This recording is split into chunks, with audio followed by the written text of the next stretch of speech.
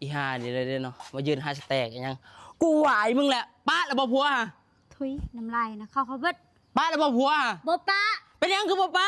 ฮักผัวนะสป้าผัวหาสแต็กยังฮักหาสแต็กยังผัวฮะแล้วกูต้องฮักมึงสิก็ฮักกู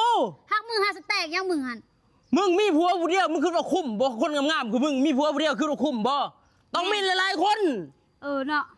ก็ต้องเป็นกูอีกผู้นึงของมึงหันหลายๆคนหาแมนอยู่ต้องได้ผัวหลายๆคนงามมันจังคุ้มแมนบ่แมนแต่ว่าคนที่สองที่จะเข้ามาบ่แมนมึงแน่นอนก็กูนี่แหละรอที่สุดในโลกก็ยังว่าเอากูแต่กูบ่มักมึงกับเอากูเป็นเพิ่มอีกกูไม่อยากได้มึงคนบ่มีมารยาทเลยคนยังนี่ฮะบ่มีกระยาตัวถ้าตาย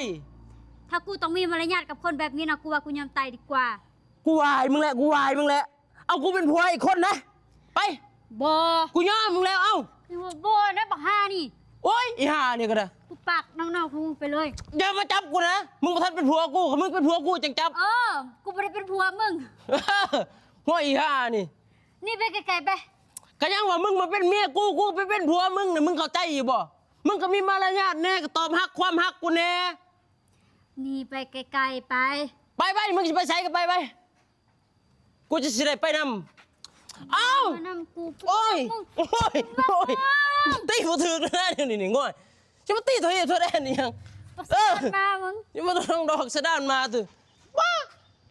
เข้าใจดิคนแอบมักฮะบ่แม่นสิมาเฮ็ดลีลาเดี๋ยวนี้เนาะคนงามคือเจ้าก็ต้องเอาผัวเป็น2คนบ่แม่นสิเอาผัวผู้เดียวได้แต่คนก็เรื่องของกูป้าทุกคนมาเอาโป้เนาะทุกคนเอาโป้เซตหน้าใส่เนาะมีสบู่กีวีแล้วก็เซรั่มเนาะแล้วก็กันแดดทุกคนผู้ใดอยากได้โป้ถึกๆมาเอาในวิดีโอนี้เฉพาะวิดีโอนี้ได้ราคาถึกราคาทรงเนาะทุกคนผู้ใดสนใจเพียงแค่สนใจใต้คอมเมนต์เด้อ